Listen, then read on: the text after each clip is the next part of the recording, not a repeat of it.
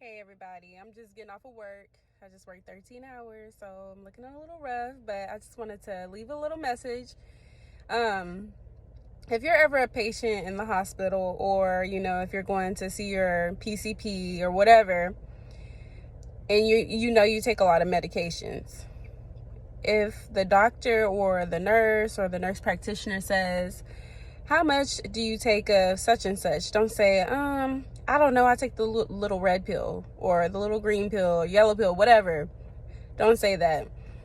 I understand why patients describe their meds as a color, because that's what helps them at home remember what meds they take by what the pill looks like.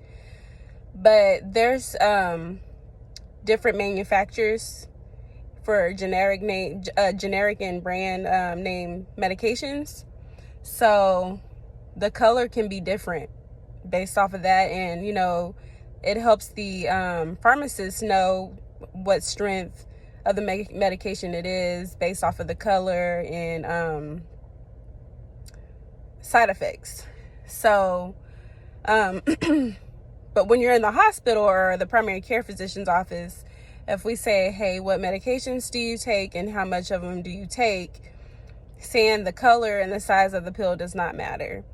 So it's always helpful to make sure you write down all your meds on a sheet of paper, especially if you take more than one medication, maybe even more than two.